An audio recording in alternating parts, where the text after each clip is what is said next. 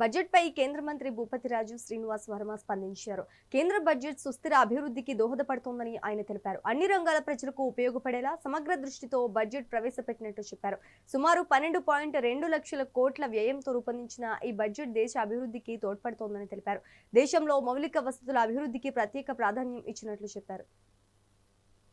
ఆర్థిక శాఖ మంత్రి శ్రీమతి నిర్మలా సీతారామన్ గారు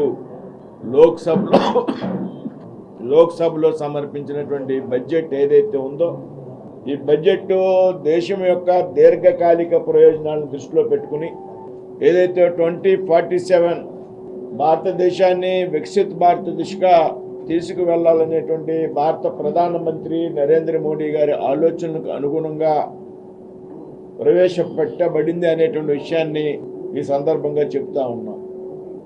ఇవాళ బడ్జెట్లో పెద్ద ఎత్తున వాగ్దానాలు ఇవ్వడానికి ప్రాధాన్యతనివ్వకుండా పెద్ద ఎత్తున ప్రజాకర్షణ పథకాలు ప్రకటించి ప్రజలను మభ్యపెట్టడానికి అవకాశం లేకుండా సుస్థిర ఆర్థిక ప్రగతికి బాట వేసే విధంగా బడ్జెట్ని ప్రవేశపెట్టారనేటువంటి విషయాన్ని ఈ సందర్భంగా మేము చెప్తా ఉన్నాం. ఏదైతే పెద్ద ఎత్తున ఇన్ఫ్రాస్ట్రక్చర్ డెవలప్ చేయడం ద్వారా బడ్జెట్ అంటే కేవలం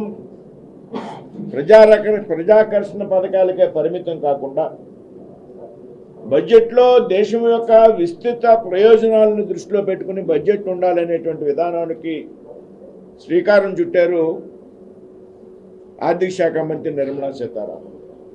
వరుసగా 9వసారి నిర్మలా సీతారామన్ గారు బడ్జెట్ని ప్రవేశపెట్టడం జరిగింది. అంతేకాదు ఏదైతే మొట్టమొదటిసారిగా భారతదేశపు ఆర్థిక శాఖ మంత్రి కర్తవ్య పద నుండి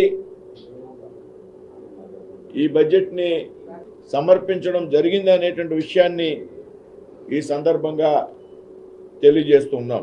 ముఖ్యంగా ఈ బడ్జెట్లో ఏదైతే జీడిపిలో ఉన్నటువంటి ఆర్థిక లోటు ఉన్నదో ఈ ఆర్థిక లోటుని 4.4% నుండి 4.3% తగ్గించడం ద్వారా పెద్ద ఎత్తున ఆర్థిక లోటును పూడ్చేటువంటి ప్రయత్నం చేసింది.